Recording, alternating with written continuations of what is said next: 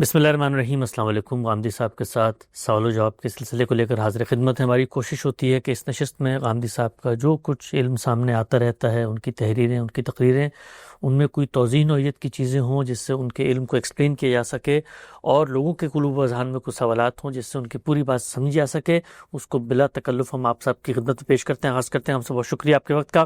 ہم سے میرے سامنے آپ کا ایک مضمون ہے، حال ہی میں شائع ہوا، علم و استدلال کے عنوان سے۔ اس مضمون کی چند چیزیں میں ایک طالب علم کے طور پہ میرے ذہن میں سوالات پیدا ہو رہے تھے، لوگوں نے بھی کچھ اس پر سوالات کیے، تو میں آپ کی خدمت میں رکھتا ہوں۔ آپ لکھتے ہیں کہ انسان کے لیے اس کے علم کا موضوع دو ہی چیزیں ہو سکتی ہیں، ایک نفس، دوسرے مادہ۔ پھر ان کے مظاہر پر غور کیجئے تو وہ بھی دو ہی صورتوں میں نمایاں ہوتے ہیں، ایک شے اور دوسرے اس میں قوت کا ظہور۔ اسم اور فعل کے الفاظ دنیا کی تمام زبانوں میں اسی حقیقت کو بیان کرتے اور اسی بنا پر ان کے قواعد کی بنیاد قرار پاتے ہیں۔ ان کو سمجھنے کے لیے جو ملکہ انسان کو عطا ہوا ہے اسے ہم عقل سے تعبیر کرتے ہیں، یہ انسان کا اصلی شرف ہے۔ ہم سب یہ جو بات آپ نے یہاں پر بیان کی ہے، اس بات کو سننے کے بعد سب سے پہلا سوال ذہن میں آتا ہے کہ یہ کیا کائنات کی ایک عمومی تقسیم ہے نفس اور مادی کی جو آپ نے بتا دی ہے سہولت کے لیے، سمجھنے کے لیے؟ یہ حقیقت میں بھی کائنات کے اندر انہی چیزوں کی تقسیم نظر آتی ہے؟ کیونکہ مثال کے طور پہ فرشتے ہیں، مثال کے طور پہ جنات ہیں، مثال کے طور پہ کلام الہی ہے، تو وہ تو اس ظاہری تقسیم سے ماورا ہیں۔ تو یہ کیا تقریب فہم کے لیے ان دو چیزوں میں آپ نے اس کو تقسیم کیا، یا کائنات اپنی حقیقت میں ان دو چیزوں میں تقسیم ہے؟ یعنی انسان کی حیثیت سے جب میں اس کائنات کو دیکھوں گا تو میرا موضوع کیا چیزیں بن سکتی ہیں۔ فرشتوں کے بارے میں تو مجھے اطلاع دی گئی ہے، جنات کے بارے میں بھی مجھے خبر ملی ہے۔ وہ ایسی مخلوقات نہیں ہیں کہ میں ان کا مشاہدہ کرتا ہوں، میں ان کا مطالعہ کر سکتا ہوں، میں ان کو اپنی سائنس یا اپنے فلسفے کا موضوع بنا سکتا ہوں۔ وہ تو خبر کی بنیاد پر میرے لیے حقیقت بنے گی، اگر میں اس کو قبول کرتا ہوں، اور نہیں قبول کرتا تو نہیں بنے گی۔ یہاں وہ چیزیں زیر بحث ہیں جو انسان کا انسان کی حیثیت سے موضوع بن سکتی ہیں۔ وہ دو ہی چیزیں ہیں، کسی بھی لحاظ سے دیکھ لیجئے۔ یعنی جتنی کائنات ہمارے سامنے اب تک آئی ہے، آگے کیا ہوتا ہے وہ ہم نہیں جانتے، لیکن جتنی سامنے آئی ہے اس کو جب ہم نے تحلیل کر کے دیکھا ہے تو اس کی ماہیت کو مادے کا نام دیا ہے۔ یعنی وہ کیا چیز ہے جو مختلف صورتوں میں ہمارے سامنے نمودار ہوتی ہے، تو اسے ہم مادہ یا میٹر کہتے ہیں۔ دوسری چیز نفس ہے، سب سے بڑھ کر وہ خود انسان کے وجود میں بولتا ہے۔ یعنی یہ میرا احساس بھی ہے، یہ ایک واقعہ بھی ہے، میں اس کو محسوس کرتا ہوں اسی طرح جیسے دنیا کی مادی چیزوں کو محسوس کرتا ہوں کہ میرے اندر ایک شخصیت موجود ہے۔ وہ شخصیت ہے جو سوچتی ہے، سمجھتی ہے، جس میں ایک خود ہی بول رہی ہوتی ہے، جو اپنے آپ کو میں کہہ کے پکارتی ہے۔ پھر اس کے علم، اس کے مطالعے کا ظہور ہوتا ہے، اور پھر ہم یہ دیکھتے ہیں کہ ایک دنیا وجود پذیر ہو جاتی ہے۔ تو یہ نفس اور مادہ دو ہی چیزیں ہیں، ان کے سوا کوئی تیسری چیز ابھی تک دریافت نہیں ہوئی۔ وہ جب دریافت ہوگی تو موضوع بن جائے گی۔ چنانچہ دنیا میں علم کی جتنی تاریخ ہمیں معلوم ہے، اس میں انہی دو چیزوں کو کسی نہ کسی پہلو سے موضوع بنایا جاتا ہے۔ اس میں یہ بحث بھی ہوتی ہے کہ کیا یہ دو چیزیں ہیں یا یہ ایک ہی چیز ہے جس کا کبھی اس صورت میں ظہور ہوتا ہے اور کبھی اس چیز میں ظہور ہوتا ہے۔ جیسے مثال کے طور پر مادے اور انرجی کے معاملے میں یہ بات اب کم و بیش طے ہو گئی ہے کہ وہ اپنی حقیقت میں الگ الگ نہیں ہیں، بلکہ ان میں سے ایک دوسرے میں تبدیل ہو جاتی ہے۔ تو مادے اور نفس کے معاملے میں بھی یہ خیال رہا ہے، بہت سے لوگ یہ سمجھتے ہیں کہ اصل مادہ ہی ہے، اسی میں ایک تالیف کے نتیجے میں نفس کا ظہور ہوتا ہے، اور بہت سے لوگ ہیں کہ جو اس طرح نہیں دیکھتے۔ تو میں جس طرح دیکھتا ہوں یا قرآن مجید سے جس چیز کی تائید ہو جاتی ہے وہ یہ ہے کہ دو ہی چیزیں ہیں، ایک نفس ہے اور ایک مادہ ہے۔ اس پہ ہم تحقیق کریں گے، یہ ہمارا دائرہ علم ہے، اس سے ہمارے علوم پیدا ہوں گے۔ نفس کی ہم تحلیل کر کے دیکھیں گے کہ اس میں کیا صفات ہیں، کیا خصوصیات ہیں، وہ اپنا اظہار کیسے کرتا ہے، انفرادی زندگی میں کیسے کرتا ہے، اجتماعی زندگی میں کیسے کرتا ہے۔ مادے کو دیکھتے ہیں، اس میں بھی شے بھی ہے، قوت کا ظہور بھی ہے۔ وہی شے اور قوت کا ظہور ہے جس کے مطالعے کے نتیجے میں یہ سائنس وجود میں آ گئی ہے، اور انسان نے اپنے لیے بہت سی چیزیں پیدا کر لی ہیں۔ تو یہ دو چیزیں موضوع بن سکتی ہیں، یہ ہمارے دائرے کی چیزیں ہیں۔ انسان کی حیثیت سے ہم اپنے علم کو ان سے متعلق کر سکتے ہیں، تو اس لحاظ سے میں نے اس کا ذکر کیا۔ ایک نقطہ واضح ہوا۔ اچھا صاحب، یہ جو آپ نے اس میں لکھا ہے کہ اسم اور فعل کے الفاظ دنیا کی تمام زبانوں میں اسی حقیقت کو بیان کرتے ہیں، اس کا کیا ریلیشن ہے، کیسے بیان کرتے ہیں یہ؟ یعنی ہم ظاہر ہے کہ جب ان چیزوں کا مشاہدہ کرتے ہیں تو یا کوئی شے ہمارے سامنے آتی ہے، اب شے کو ہم اس کے جامد صورت میں تصور کرتے ہیں، اور کبھی یہ ہوتا ہے کہ اس میں قوت کا ظہور ہونا شروع ہو جاتا ہے، حرکت ہوتی ہے زمان و مکان کے ساتھ متعلق ہو کے۔ جب بھی کوئی پودا اگتا ہے تو قوت کا ظہور ہو رہا ہے، انسان پیدا ہو رہا ہے تو قوت کا ظہور ہو رہا ہے۔ اگر اس کے اندر ایک شکل سے دوسری شکل میں تبدیلی آ رہی ہے، کوئلہ ہیرا بن رہا ہے تو قوت کا ظہور ہو رہا ہے۔ تو دنیا میں پھر اگر آپ دیکھیں تو تحلیل کر کے چیزیں بھی دو ہی ہیں، یعنی یا اشیاء ہیں یا ان میں قوت کا ظہور ہوتا ہے۔ تو اب اشیاء کو کوئی نام دینا ہے، کیونکہ انسان کو یہ صلاحیت دی گئی ہے کہ وہ تمیز پیدا کرتا ہے، اسے فرق و امتیاز کی صلاحیت ملی ہے، اور جب فرق و امتیاز میں وہ یہ عمل کر رہا ہوتا ہے تو اب کوئی نام دے گا، کیونکہ ابلاغ نہیں ہو سکتا اس کے بغیر۔ تو جب شے کو کوئی نام دیتا ہے تو اسے اسم کہتے ہیں، جب قوت کے ظہور کو کوئی نام دیتا ہے تو اسے فعل کہتے ہیں۔ ایک نقطہ واضح ہوا۔ اچھا ہم سے اس میں آپ نے آخر میں یہ نتیجہ خاص کیا کہ اس سے ہم عقل سے تعبیر کرتے ہیں۔ بڑا بنیادی سوال ہے فلسفے میں بھی، بھئی عقل کیا ہے اور علم کی حقیقت کیا ہے؟ تو اصل میں اگر یہ خلاصہ کیا جائے کہ نفس اور مادہ جو کہ کائنات کے اندر جو کچھ حقائق موجود ہیں دو ہی صورتوں میں ہیں، ان کی معرفت کا نام اصل میں عقل ہے۔ یہ عقل انہی چیزوں کے حقائق کو دریافت کرتی، اسی سے عقل وجود پذیر۔ یعنی وہ ملکہ جو میرے اندر دیا گیا ہے، جو فرق و امتیاز پیدا کر رہا ہے، جو مجھے شے کو الگ کر کے دکھاتا ہے، فعل کو الگ کر کے دکھاتا ہے، شے کو شے سے الگ کر کے دکھاتا ہے، فعل کو فعل سے الگ کر کے دکھاتا ہے، یہ فرق و امتیاز ہے جس کی بنیاد پر پھر میرے علم کی ابتدا ہو جاتی ہے۔ تو اس ملکے کو کوئی نام دیں گے نا تو اس کا نام عقل ہے، میرے نزدیک بالکل صحیح نام دیا گیا۔ ٹھیک، نقطہ بالکل واضح ہے۔ اچھا آگے آپ لکھتے ہیں ہم سب، یہی انسان کا اصلی شرف ہے، اس کو جو ذرائع نفس اور مادے دونوں تک پہنچنے کے لیے میسر ہیں انہیں حواس کہا جاتا ہے۔ عقل کے لیے ان کی حیثیت گویا باب العلم کی ہے۔ یہ حواس جس طرح ظاہری ہیں اسی طرح باطنی بھی ہیں۔ ظاہری حواس انسان کی عقل کو مادے سے متعلق کرتے ہیں، اور باطنی نفس کے ساتھ اس کے ربط و تعلق کا ذریعہ بنتے ہیں۔ اس سے جو حقائق انسان کے علم میں آتے ہیں ان کے لیے کسی استدلال کی ضرورت نہیں ہوتی، گویا آفتاب آمد دلیل آفتاب، اسی بنا پر انہیں وجودی حقائق سے تعبیر کیا جاتا ہے۔ انسان کے علم کی ابتدا انہی حقائق کے ادراک سے ہوتی ہے۔ ہم سب یہاں دو باتیں آپ نے لکھی ہیں، میں دونوں پر جو متعین سوال ہے آپ کی خدمت میں پیش کرتا ہوں۔ پہلی جو آپ نے بات یہاں کہی ہے وجودی حقائق کے بارے میں، تو وجودی حقائق کے بارے میں آپ کے فرمانا ہے کہ اس کے لیے کسی دلیل کی ضرورت نہیں ہوتی، یہ سب بدیہات میں سے ہیں، اور تمام انسان گویا اس کو ایکولی پرسیو کر کے ایکول نتیجے تک پہنچ سکتے ہیں۔ یہ جو کلیم یہاں کیا گیا ہے، اس کلیم کا اپنا دعویٰ کیا ہے؟ یعنی اس کے پیچھے جو اس کا ریزننگ ہے یا اس کا ریشنل ہے، یہ محض انٹولوجیکل سطح پر کہا گیا ہے، یا اس کے لیے بھی کوئی ہمارے پاس حسی دلیل ہے جس سے ہم نے یہ اخذ کیا ہے کہ تمام انسانوں کے لیے وجودی حقائق یکساں ہوں گے؟ استقراء کا طریقہ، انڈکشن کا طریقہ۔ یعنی ہم نے میز دیکھی ہے، اب ظاہر ہے کہ یہ بھی دیکھیں گے، دائیں کوئی بیٹھا ہوا ہے وہ بھی دیکھے گا، بائیں بیٹھا ہوا وہ بھی دیکھے گا، کوئی آسٹریلیا سے آیا وہ بھی دیکھے گا۔ تو اگر اس پر اتفاق ہو جاتا ہے، یعنی نام تو الگ ہو سکتے ہیں کہ یہ میز ہی ہے، تو اس کا مطلب یہ ہے کہ یہ ایک مشترک حقیقت ہے، اس کو اپنے اس بات کے لیے کسی استدلال کی ضرورت نہیں ہے۔ اور میز کرسی کیا، یعنی جو آفتاب چمک رہا ہے، صدیوں سے انسان اس کو دیکھ رہے ہیں، چاند زوپاشیاں کر رہا ہے اس کو بھی دیکھ رہے ہیں، اپنی زمین کو بھی دیکھ رہے ہیں۔ تو یہاں ہمارے حواس اصل میں اشیاء سے متعلق کرتے ہیں یا قوت کے ظہور سے ہمیں متعلق کرتے ہیں؟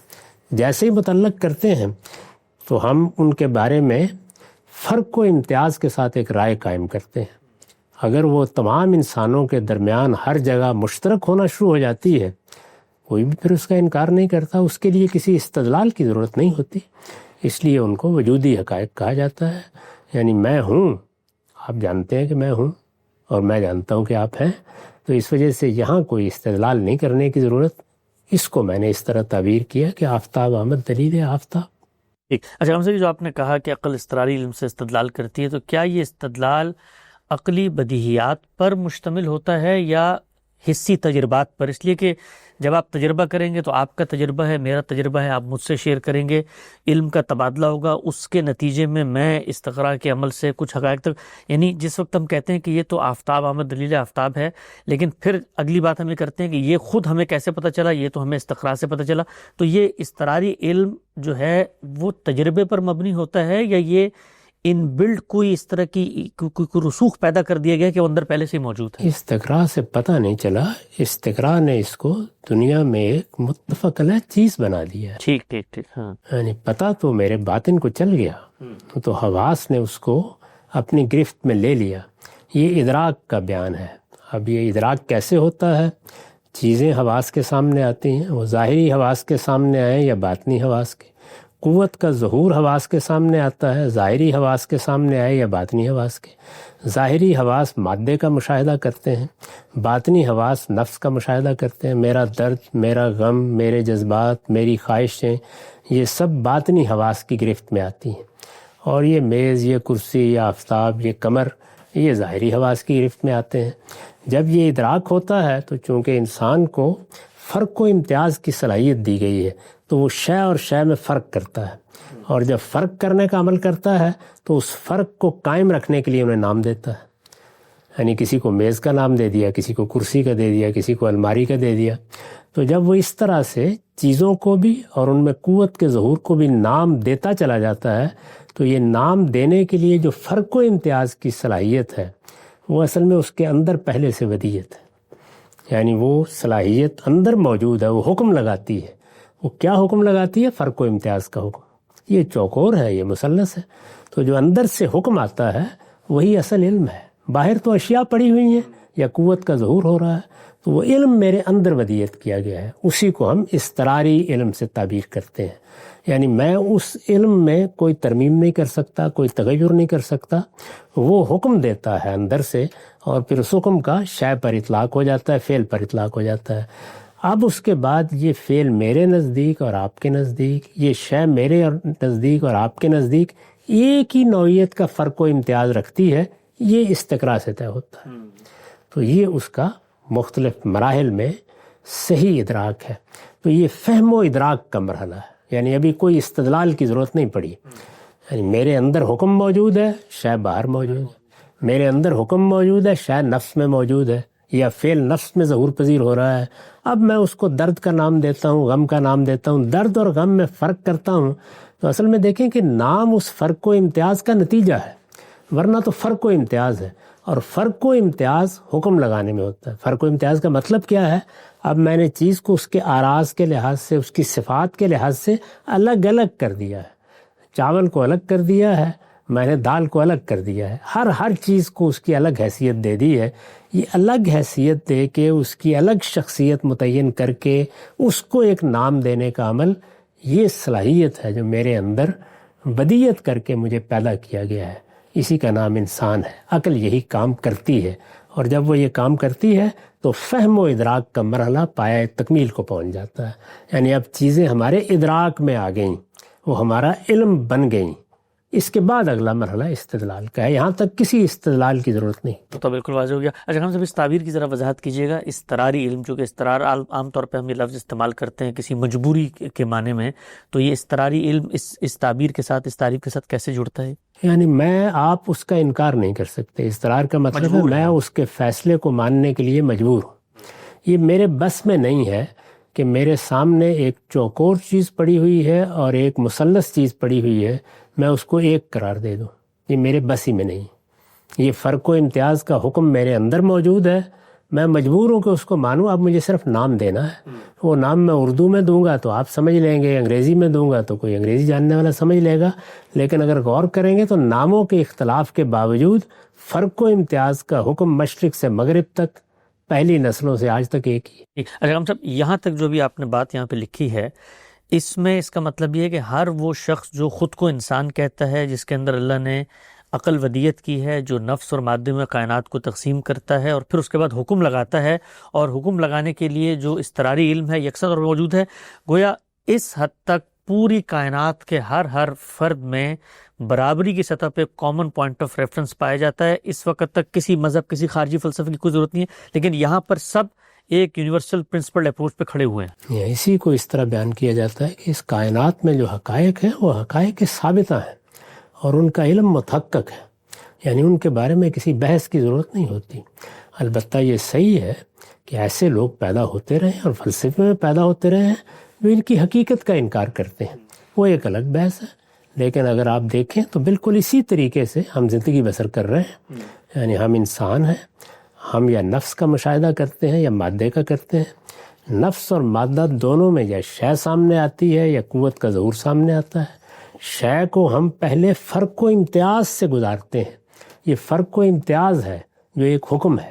میں نے دو چیزوں کو الگ الگ کر دیا ہے, کسی کو اس کے رنگ کے لحاظ سے, کسی کو اس کے صفات کے لحاظ سے, کسی کو اس کے اعراض کے لحاظ سے.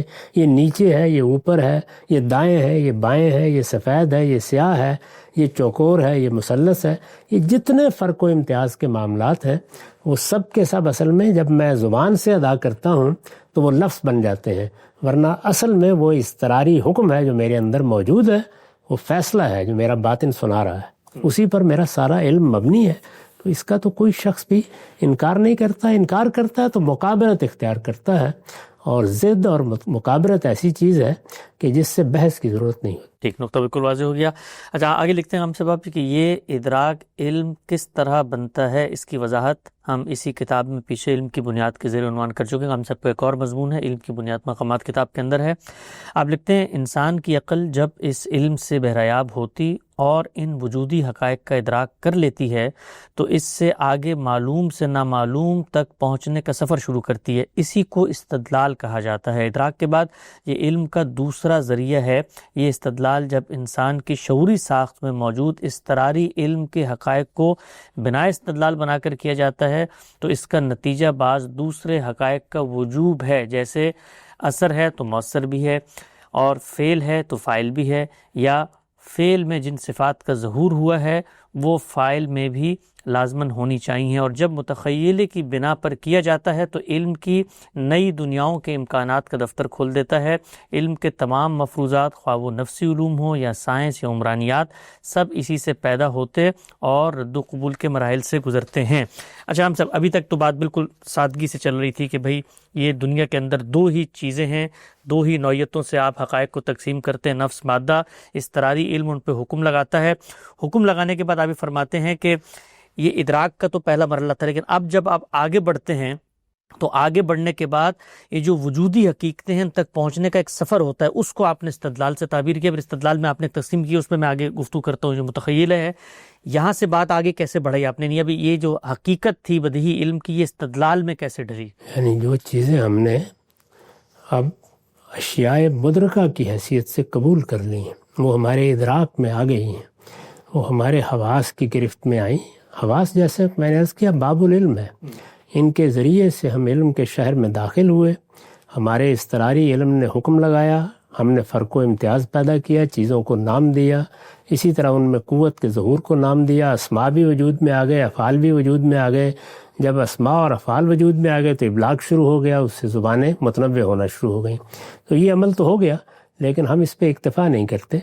اس کے بعد ہم ان چیزوں کا مطالعہ کرتے ہیں اور پھر کچھ سوالات ہمارے ذہن میں پیدا ہوتے ہیں ان کے بارے میں. وہ سوالات پیدا ہوتے ہیں تو وہ اصل میں کیا سوالات ہوتے ہیں؟ وہ معلوم سے نامعلوم کے سفر کی طرف ہماری رہنمائی کرتے ہیں. یہ سب چیزیں کیا ہیں جو اب تک زیر بحث تھی؟ معلومات ہیں. یہ ہمارے علم میں آ جاتے ہیں, یعنی یہ معلوم چیزیں ہیں. تو اب ہم دیکھ رہے ہیں کہ ایک چیز کا ظہور ہو رہا ہے. یعنی ہم نے ایک بیج کو دیکھا, وہ زمین میں ڈالا گیا, اس میں اقوا نکلا, کونپل پھوٹی, ایک تنا بن گیا, ایک درخت وجود میں آ گیا, اس پر پھول پھل آ گئے, وہ برگ و بار لے آیا. یہ اب ایک فعل ہے جس کا ظہور ہوا ہے, ایک قوت ہے جس کا ظہور ہوا ہے. یہ دیکھ تو لیا ہم نے, لیکن یہ کہ یہ کیسے ہو رہا ہے, یعنی وہ کیا قوتیں ہیں جو یہ کر رہی ہیں؟ اس زمین میں کوئی شخص بیٹھا ہوا ہے, ہمارے شعور کی کوئی طاقت ہے جنہوں نے یہ سب کام کر ڈالا ہے, یہ خود بخود ہو رہا ہے.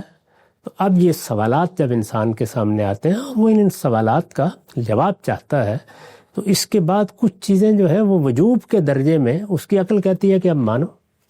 یعنی اگر اس نے کسی فعل کو دیکھا ہے تو عقل کہے گی کہ یہ تو فاعل کے بغیر نہیں انجام پا سکتا. یہ ہمارے شعور کی ساخت میں ودیعت ہے, ہم اس کو روک ہی نہیں سکتے. کسی اگر اثر کو دیکھے گی تو کہے گی یہ مؤثر کے بغیر ہو نہیں سکتا, تو اب مؤثر کو دریافت کریں گے. تو بارہا ایسا ہوتا ہے کہ اثر تو موجود ہے, مؤثر موجود نہیں ہے, یعنی وہ ہمارے معلومات میں نہیں, یعنی حواس کی گرفت میں نہیں آ رہا. حواس کی گرفت میں آ رہا ہے, نہ علم اس کو دریافت کر رہا ہے, نہ وہ ادراک کی سطح کی چیز ہے. تو اب مؤثر ڈھونڈنے نکلیں گے نا.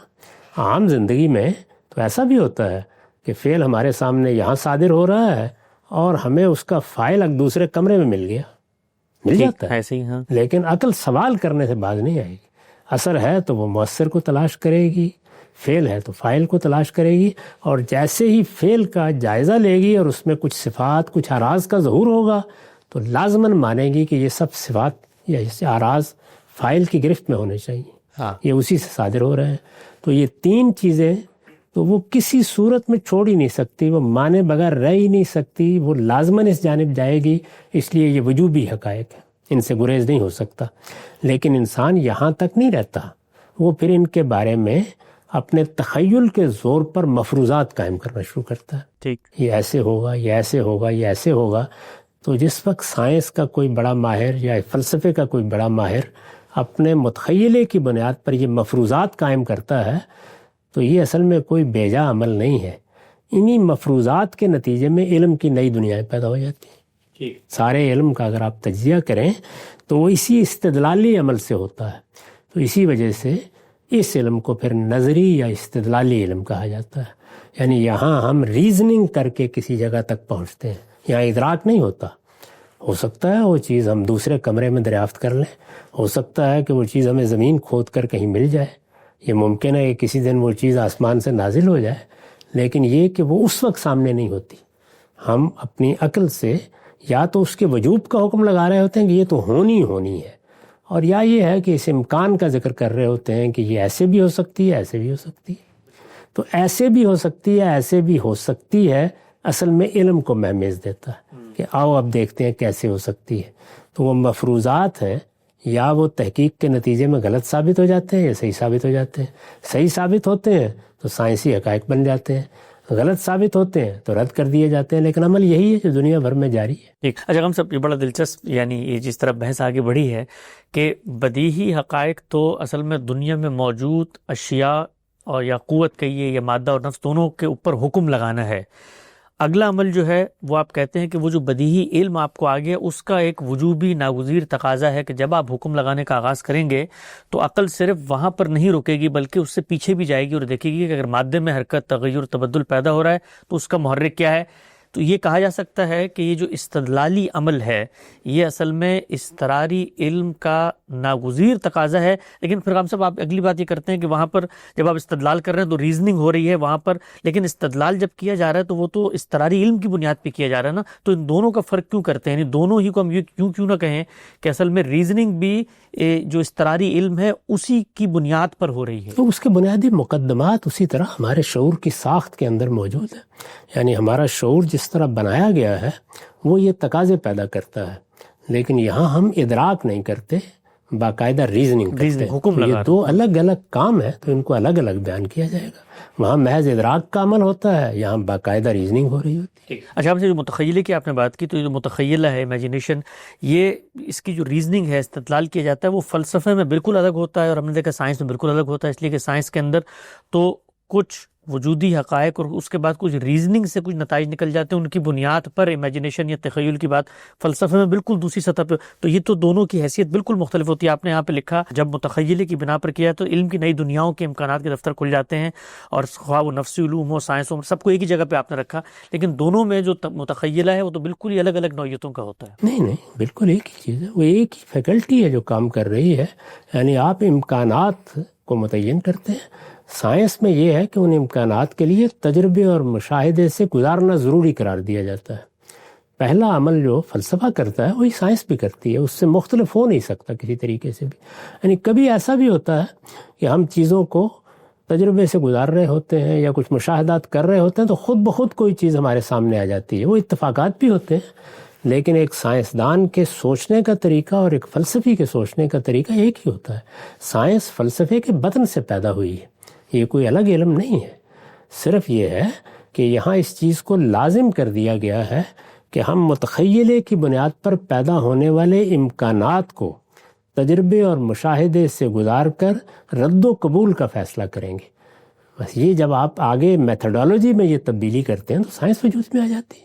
ٹھیک. اچھا ہم صرف یہ ایک جملہ آپ نے لکھا ہے کہ یا فعل میں جن صفات کا ظہور ہوا ہے وہ فاعل میں بھی لازماً ہونی چاہیے. اس کو ایک مثال طور پہ سمجھتے ہیں کہ میں ایک انسان ہوں، میں نے ایک بیج ڈالا اور اس بیج ڈالنے کے نتیجے میں پودا نکلنا شروع ہو گیا. اب وہ جو بیج کے اندر صفات تھی اس کا ظہور ہونا شروع ہو گیا، کرتے کرتے کرتے وہ ایک پھل بن گیا. تو اب اگر عقل یہ کہتی ہے کہ پیچھے ڈھونڈو کہ یہ کام کس نے کیا ہے، یعنی اس فعل کے پیچھے فاعل کون ہے، تو فاعل تو میں ہوں، میں نے بیج ڈالا تھا، تو میرے اندر وہ صفات ہونا ناگزیر کیسے ہیں جو مثال کے طور پہ بیج کے اندر تھی؟ بیج آپ نے ڈالا ہے نا، اس بیج کو پودا آپ نے نہیں بنایا. یہاں بیج ڈالنے والا اگر تلاش کرنا ہے تو پھر تو 2-4 منٹ میں فیصلہ ہو جائے گا. یعنی یہ بیج اپنے اندر یہ صلاحیتیں کہاں سے لے کے آیا ہے کہ یہ اس طریقے سے پھوٹے اور ایک ذرے کے برابر بیج سے اتنا بڑا درخت نمودار ہو جائے اور پھر اس میں اس طرح کے پھول اور پھل آ جائیں اور ایسے برگوبار لے آئے. تو اب ہم اس کا فاعل بھی ڈھونڈتے ہیں، یہ کیسے ہو رہا ہے؟ یعنی یہ کوئی قانون ہے جو ایسے کیے چلے جا رہا ہے، یہ کوئی مادی حقیقت ہے جو اس طرح کر رہی ہے. تو پھر ہم پہلے صفات متعین کرتے ہیں کہ جو فعل ہم نے دیکھا ہے اس میں کن صفات کا ظہور ہوا ہے. کیا یہ کوئی ارادی فعل ہے تو اس کا مطلب ہے کہ اس کے فاعل میں ارادہ ہونا چاہیے. اس میں کیا گرفت ہے کام کرنے والے کو، یا جیسے ایک بچہ چیزیں بکھیر دیتا ہے اس طرح بکھر گئی ہیں. تو اگر ہم دیکھتے ہیں کہ اس میں نظم ہے، اس میں ترتیب ہے، اس میں حکمت ہے، اس میں معنویت ہے، تو پھر ہم یہ کہتے ہیں کہ یہ تو اصل میں کسی حکیم اور قدیر ہستی کا ظہور ہے جو اس میں ہو رہا ہے. تو اس طرح صفات گویا اس فعل سے متعین ہوتی ہیں اور پھر ہم اس کے فاعل میں بھی ان صفات کو ماننے کے لیے مجبور ہوتے ہیں. اچھا ہم سے جو آپ فرماتے ہیں اثر ہے تو مؤثر بھی ہوگا، اس کو جو ہم عام طور پہ کہتے ہیں کاز اینڈ ایفیکٹ، یہ وہی بات آپ یہاں پر کر رہے ہیں؟ میں اس تعبیر کو اختیار نہیں کرتا. میرے نزدیک جو چیز بھی ہوگی وہ اصل میں اثر کے طور پر سامنے آئے گی اور مؤثر تلاش کرنا چاہیے اس کا. کیوں اختیار نہیں کرتے ہم سے کاز اینڈ ایفیکٹ؟ یعنی بالکل بدیہی بات ہے نا، کاز کوئی ایفیکٹ ہوا ہے تو اس کے پیچھے کرنا چاہے تو مجھے کیا اعتراض ہے. میں نے اس تعبیر کو ایک بہتر صورت دے دی ہے. اس میں کچھ مسائل، کچھ سوالات پیدا ہوتے ہیں کیونکہ وہاں علت کو ایک فلسفیانہ مفہوم دے دیا گیا ہے. تو اس فلسفیانہ مفہوم کے جاننے والے اس کے اوپر اس لحاظ سے غور کرتے رہیں، مجھے اس میں کوئی اعتراض نہیں ہے. میں اس چیز کو اس طرح بیان کروں گا. نقطہ بالکل واضح ہو گیا. غامدی صاحب کا مضمون ہے علم و استدلال، اس کی ہم تفہیم کر رہے ہیں، اس کو ہم بالکل سادہ انداز میں سمجھنے کی کوشش کر رہے ہیں. مضمون ابھی جاری ہے، وقت یہاں پہ ختم ہوتا ہے. انشاءاللہ کل اس کو زیر بحث لے کر آئیں گے، دوبارہ حاضر خدمت ہوں گے. اب تک آپ کا بہت شکریہ.